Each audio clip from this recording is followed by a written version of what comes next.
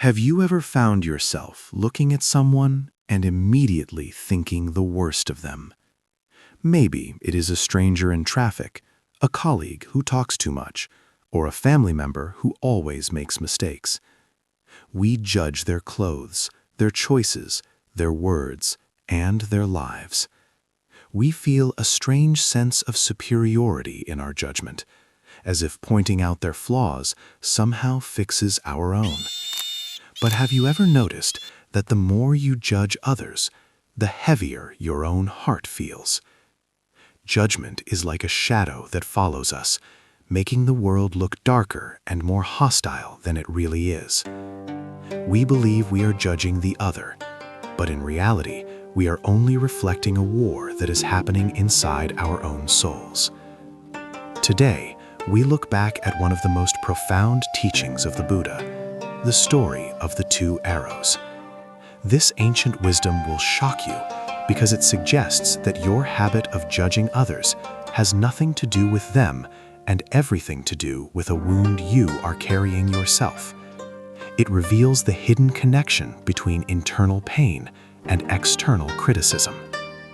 By the end of this story, you will have a powerful mental tool that allows you to transform judgment into compassion. You will discover why we use judgment as a shield to protect our ego, and more importantly, how to heal the first arrow so you can stop firing the second arrow at the world. You will learn that when you stop judging others, you finally give yourself permission to be free.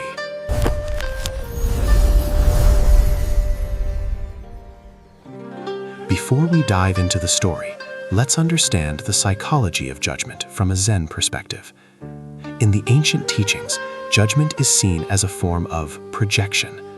The mind is like a mirror, but when the mirror is cracked, it distorts the image of everything it sees. The Buddha taught that every human being is subject to primary pain. This is the first arrow. It is the unavoidable suffering of life, sickness, loss, frustration, and loneliness. However, we often do not want to feel this pain. We find it too vulnerable and too heavy. To escape it, the ego creates a distraction. It turns outward and begins to attack the world. This attack is the second arrow.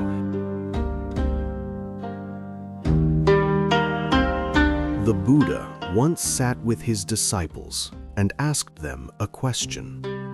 If a man is struck by an arrow, is it painful? The disciples replied, "Yes, Master, of course it is painful." The Buddha then asked, if the man is immediately struck by a second arrow in the exact same spot, is that even more painful? The disciples said, "It would be twice as painful, Master." The Buddha explained, in life, we cannot always avoid the first arrow. The first arrow is what happens to us. It is the cold weather, the rude stranger, the physical ache, or the sudden loss. This is the arrow of reality. Even a wise person feels the sting of the first arrow. However, the Buddha continued, the ordinary person does not just feel the first arrow, they immediately fire a second arrow at themselves. This second arrow is the mental reaction. It is the thought, why is this happening to me? It is the anger at the person who caused the wound. It is the hours spent replaying the event in the mind. The second arrow is the suffering we choose to add to our pain. The Buddha then pointed to a man in the village who was known for his harsh judgments. This man criticized everyone. He judged the farmers for being lazy, he judged the rich for being greedy, and he judged the monks for being idle. He was a man of great bitterness. The Buddha said, "Look at this man. He is covered in second arrows. He has been struck by the first arrow of life. Perhaps he felt unloved as a child, or perhaps he failed in his youth. That was his first wound. But instead of healing it, he has spent his whole life firing second arrows at everyone he meets. Every time he judges someone, he thinks he is attacking them, but he is actually just plunging the arrow deeper into his own chest. He is a man who is trying to heal a burn by setting the whole world on fire. The Buddha taught his disciples that when you feel the urge to judge, stop and look for the first arrow. If you can acknowledge your own pain, you will no longer feel the need to attack others. Judgment is just a scream for help that has been disguised as a weapon.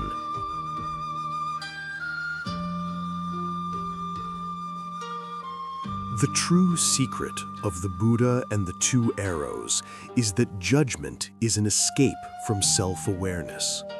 Let us break down this wisdom into 3 practical lessons for your life today. The first lesson is the principle of the mirror wound. When you find yourself judging someone harshly for a specific trait, it is often because you are suppressing that same trait in yourself, or you have been hurt by it in the past. If you judge someone for being attention-seeking, perhaps you are neglecting your own need to be seen. If you judge someone for being weak, perhaps you are terrified of your own vulnerability. Judgment is a map that points directly to the parts of yourself that need love. Instead of pointing your finger outward, turn your gaze inward and ask, what part of me is hurting right now? The second lesson is the burden of the second arrow. We think judging others is a free action, but it has a massive cost. Every judgment requires mental energy. It keeps your nervous system in a state of fight or flight. It creates a wall between you and the rest of humanity. When you put down the second arrow, when you stop judging, you immediately feel a surge of energy. You realize that you don't have to manage or fix everyone else. You only have to tend to your own garden. The third lesson is the power of radical observation. The Buddha didn't say we should ignore the world. He said we should observe it without the second arrow. You can notice that someone is being rude without judging them as a bad person. You can see the first arrow in them. Perhaps they are rude because they are in pain. When you see the world through the lens of the first arrow, judgment naturally turns into compassion. You realize that everyone is just a wounded person trying to survive their own second arrows. To apply this in your life today, you can practice the pause and pivot. The next time you feel a judgmental thought rising, stop, take a breath, and ask, where is the first arrow in me? Am I tired? Am I feeling inadequate? Am I lonely? Once you name your own pain, the need to judge the other person will dissolve. You will realize that being kind to them is actually the fastest way to be kind to yourself.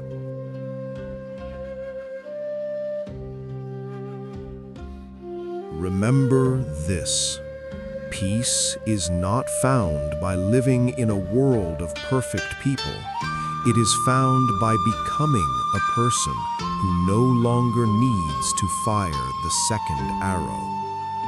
You are the gatekeeper of your own suffering, and you decide whether a moment of pain becomes a lifetime of judgment. The world is full of wounded people, but you have the power to be a healer. True abundance is found in the simple realization that when you stop judging, you finally start living. As a practical step for your journey, I want to give you a specific challenge.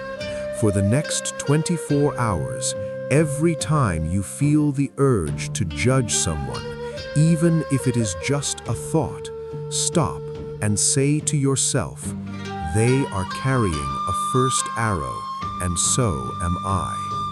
Then offer yourself a moment of kindness. What is a judgment you have been holding on to for a long time? Is it about a parent, a partner, or even yourself?